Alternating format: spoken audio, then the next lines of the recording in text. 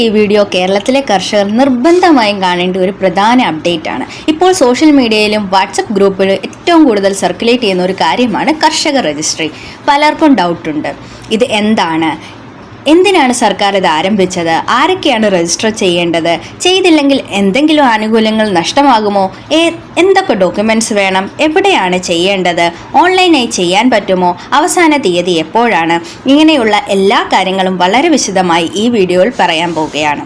അതുകൊണ്ട് video skip ചെയ്യാതെ അവസാനം വരെ കാണുക. കാരണം അവസാന ഭാഗത്ത് പലർക്കും അറിയാത്ത പ്രധാന കാര്യങ്ങളും പറയുന്നുണ്ട്. ആദ്യം തന്നെ എന്താണ് ഈ കർഷക രജിസ്ട്രി എന്ന് വളരെ ലളിതമായി മനസ്സിലാക്കാം. കേരളത്തിലെ കർഷകരുടെ വിവരങ്ങൾ മുഴുവനായും ഡിജിറ്റൽ രൂപത്തിൽ ശേഖരിക്കുന്ന ഒരു സർക്കാർ സംവിധാനമാണ് കർഷക രജിസ്ട്രി. മുമ്പ് പല സർക്കാർ പദ്ധതികളിലും കർഷകരുടെ വിവരങ്ങൾ വ്യത്യസ്ത വകുപ്പുകളിൽ വേർതിരിഞ്ഞ രീതിയിലായിരുന്നു ഉണ്ടായിരുന്നത്. പക്ഷേ ഇപ്പോൾ എല്ലാ വിവരങ്ങളും ഒരൊറ്റ സെൻട്രലൈസ്ഡ് ഡാറ്റാബേസിലേക്ക് കൊണ്ടുവരാനാണ് സർക്കാർ ശ്രമിക്കുന്നത്. അതായത് കർഷകൻ്റെ പേര്, ആധാർ വിവരങ്ങൾ, ഭൂമിയുടെ വിവരങ്ങൾ, ഏത് കൃഷിയാണ് ചെയ്യുന്നത്, കൃഷി ചെയ്യുന്ന സ്ഥലം, ഫോൺ നമ്പർ, മറ്റ് അടിസ്ഥാന വിവരങ്ങൾ ഇതെല്ലാം ഒരു ഡിജിറ്റൽ രജിസ്ട്രിയിൽ ഉൾപ്പെടുത്തും. ഇതിലൂടെ ഓരോ കർഷകനും ഒരു യുണീക്ക് ഫാർമർ ID ലഭിക്കും. ഇത് ഫ്യൂച്ചറിൽ സർക്കാർ സ്കീം ലഭിക്കുന്നതിന് ഒരു പ്രധാന തിരിച്ചറിയൽ സംവിധാനമായി മാറാൻ സാധ്യതയുണ്ട്. ഇപ്പോൾ സർക്കാർ എന്തിനാണ് ഈ സംവിധാനം ആരംഭിച്ചതെന്ന് നോക്കാം. കേരളത്തിൽ വളരെ വലിയൊരു വിഭാഗം ആളുകൾ കൃഷിയുമായി ബന്ധപ്പെട്ട് ജീവിക്കുന്നവരാണ്. പക്ഷേ പലപ്പോഴും സർക്കാർ ആനുകൂല്യങ്ങൾ യഥാർത്ഥ കർഷകരിലേക്ക് എത്തുന്നതിൽ പ്രശ്നങ്ങൾ ഉണ്ടാകാറുണ്ട്. കാരണം കൃത്യമായ ഫാർമർ ഡാറ്റാബേസ് ഇല്ല, ഡ്യൂപ്ലിക്കേറ്റ് റെക്കോർഡ്സ് ഉണ്ടാകാം, പഴയ വിവരങ്ങൾ അപ്ഡേറ്റ് ആകാതെ ഇരിക്കാം, ചില ജെന്യുവൻ ഫാർമർ സ്കീംസിന് പുറത്തു പോകാം. ഇങ്ങനെയുള്ള പ്രശ്നങ്ങൾ ഒഴിവാക്കാൻ വേണ്ടിയാണ് ഈ ഡിജിറ്റൽ ഫാർമർ രജിസ്ട്രി. ഇതിലൂടെ സർക്കാർക്ക് യഥാർത്ഥ കർഷകരെ തിരിച്ചറിയാൻ സാധിക്കും, ആനുകൂല്യങ്ങൾ വേഗത്തിൽ നൽകാം, സബ്സിഡി ഡിസ്ട്രിബ്യൂഷൻ എളുപ്പമാക്കാം, ഫ്യൂച്ചർ അഗ്രികൾച്ചർ പ്ലാനിംഗ് ബെറ്റർ ആക്കാം, ഡിസാസ്റ്റർ റിലീഫ് നൽകുന്നതിന് എളുപ്പമാകും. ഉദാഹരണത്തിന് ഫ്ലഡ് പോലെയുള്ള സാഹചര്യത്തിൽ അഫക്റ്റഡ് ഫാർമേഴ്സിനെ കണ്ടെത്താൻ ഇത് സഹായിക്കും. ഇനി രജിസ്റ്റർ ചെയ്താൽ ഭാവിയിൽ എന്തൊക്കെ ഗുണങ്ങൾ ഉണ്ടാകാം എന്ന് നോക്കാം.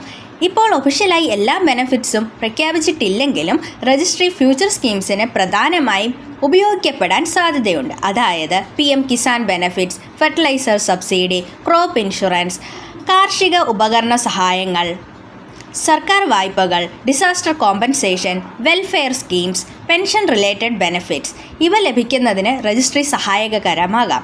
അതിനു പുറമെ ഫ്യൂച്ചറിൽ അഗ്രികൾച്ചർ ഡിപ്പാർട്ട്മെൻറ്റ് സർവീസ് കൂടുതൽ ഡിജിറ്റലാകാൻ സാധ്യതയുണ്ട്. അപ്പോൾ ഈ ഫാർമർ ID വളരെ പ്രധാനപ്പെട്ടതായി മാറാം.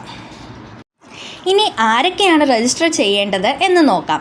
പലർക്കും തോന്നുന്നത് ഭൂമിയുടെ ഓണർ മാത്രമാണ് ചെയ്യേണ്ടത് എന്നാണ്. പക്ഷേ അതല്ല. എലിജിബിൾ കാറ്റഗറീസ് ആയിട്ടുള്ള സ്വന്തം ഭൂമിയിൽ കൃഷി ചെയ്യുന്നവർ, ലീസ് അഥവാ പാട്ടത്തിന് കൃഷി ചെയ്യുന്നവർ, ചെറിയ കർഷകർ, വനിതാ കർഷകർ, വെജിറ്റബിൾ ഫാർമിംഗ് ചെയ്യുന്നവർ, റബ്ബർ, കോക്കനട്ട്, ബനാന കൾട്ടിവേഷൻ ചെയ്യുന്നവർ, ഡയറി റിലേറ്റഡ് അഗ്രികൾച്ചർ ആക്ടിവിറ്റീസ് ചെയ്യുന്നവർ. അതുമാത്രമല്ല ചില സ്ഥലങ്ങളിൽ ടെനറ്റ് ഫാർമേഴ്സിനെയും ഉൾപ്പെടുത്തുന്നുണ്ട്. അതായത് നിയറസ്റ്റ് അക്ഷയ സെൻറ്ററിൽ ചോദിച്ച് കൺഫേം ചെയ്യുന്നത് നല്ലതാണ്. ഇപ്പോൾ എന്തൊക്കെ ഡോക്യുമെൻറ്റ്സ് വേണമെന്ന് വിശദമായി നോക്കാം. പ്രധാനമായി ആവശ്യമായ documents: Aadhaar card, mobile number, land tax receipt, ownership related details, address proof. ചില സ്ഥലങ്ങളിൽ ration card, bank details, passport size photo ഇതുപോലെയുള്ള ഡോക്യുമെൻറ്റ്സ് കൂടി ചോദിക്കാം. അതുകൊണ്ട് പോകുന്നതിന് മുമ്പ് നിയറസ്റ്റ് അക്ഷയ സെൻറ്ററിൽ വിളിച്ച് ചോദിക്കുന്നത് നല്ലതാണ്. ഇപ്പോൾ ഏറ്റവും പ്രധാനപ്പെട്ട ഭാഗം എങ്ങനെ രജിസ്റ്റർ ചെയ്യാം. സ്റ്റെപ്പ് ബൈ സ്റ്റെപ്പായി നോക്കാം. സ്റ്റെപ്പ് 1, നിങ്ങളുടെ അടുത്തുള്ള അക്ഷയ സെൻറ്റർ, ജനസേവാ കേന്ദ്ര, അഗ്രികൾച്ചർ ഓഫീസ് ഇവയിൽ ഏതെങ്കിലും സന്ദർശിക്കുക. സ്റ്റെപ്പ് 2, അവിടെ ആധാർ നമ്പർ നൽകണം. സ്റ്റെപ്പ് 3, നിങ്ങളുടെ മൊബൈൽ നമ്പറിലേക്ക് OTP വരും. OTP വെരിഫിക്കേഷൻ കംപ്ലീറ്റ് ചെയ്യണം. സ്റ്റെപ്പ് 4, ഭൂമിയുടെ വിവരങ്ങൾ എൻ്റർ ചെയ്യുക. ഉദാഹരണത്തിന് survey number, cultivation details, crop details. Step 5, verification കഴിഞ്ഞാൽ രജിസ്ട്രേഷൻ കംപ്ലീറ്റ് ചെയ്യും. അതിനുശേഷം നിങ്ങൾക്ക് റെഫറൻസ് നമ്പർ അല്ലെങ്കിൽ ഫാർമർ ID നൽകും. ഇത് ഫ്യൂച്ചർ റെഫറൻസിനായി സൂക്ഷിക്കുക.